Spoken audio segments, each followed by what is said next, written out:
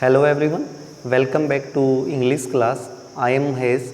Today I am going to teach you the lesson The Best Christmas Present in the World, written by Michael Mopugo. And before I start this story, I would like to give you the brief introduction of the writer Michael Mopugo. Michael Mopugo is an English book author, a poet, a playwright, a librettist who is best known for children novels such as War Horse.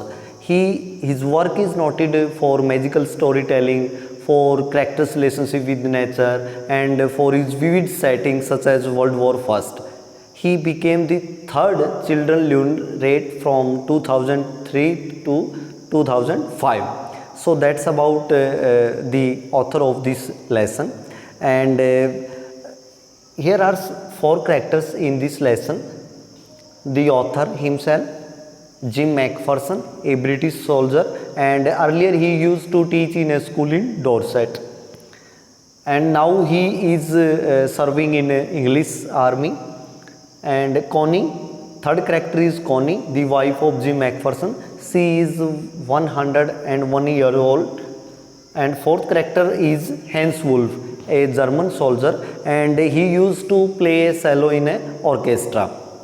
So these are the characters in the story, and the best Christmas present in the world depicts a war story with the festive season of Christmas in its backdrop. One day the author bought a roll-top desk from a junk shop, and it was not in a good condition. He started to work on it on Christmas Eve, and after some time he was able to find a secret tin box with a message written on it, and inside it he found an envelope, and the address of the recipient was written on it. And out of his curiosity he read the letter and found that it was written by Jim McPherson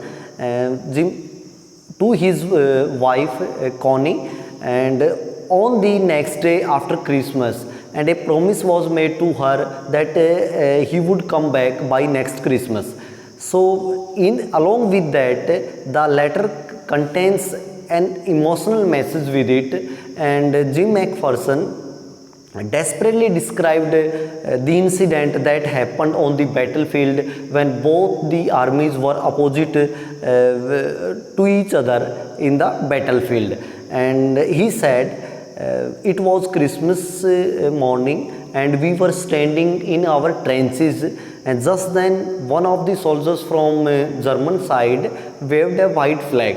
In the beginning we thought it was a trick, but to our amazement we found that it was not a trick. It was a gesture shown by the German soldier. So very soon the soldiers from both sides exchanged Christmas wishes, they shared sweets, they shared meats, and after that they played a football match in which German won by 2-1 goals. And after during this wonderful thing, they both Jim McPherson and Hans Wolf, they both talked about the novels, they talked about the importance of games or sports, how the games or sports can be a crucial point in resolving the conflicts between the nations. So they talked about them, and they were very happy. Then they returned to their trenches with the hope that they would soon go back to their home after, because the war would end soon. So that was there, and after reading the letter, the author felt very guilty. He wanted to return the letter to its owner. He went to the address that was written on the envelope, but when he went there he found that the lady actually who was living there, her house was burnt, and fortunately she had been rescued and she had been shifted to the nursing home. So the author went that address. He actually wanted to pass the letter to her. When he gave the letter to Connie, she became very happy. She thought that it was none other than her husband, because she actually knew that her husband had made a promise in the letter that he would come back by next Christmas. So she mistook him, her long awaited husband. But she did not even listen the authors that he had just visited her to pass the letter. So she thought that it was her husband, and so that is the story about this lesson. And there are some key words in this story. Tommy.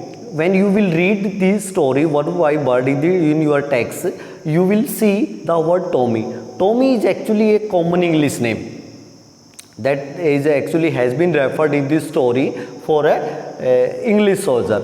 And second term that is being used in this story is Fritz. Fritz is a German name. And third term that you will see when you will read this story is Little Private Maurice. Little Private Maurice is a term used for a British soldier in the war front. And fourth is No Man's Land. No Man's Land is actually an area of land between the borders of two countries which is not controlled by either. So that's what. And I hope that you enjoyed the story very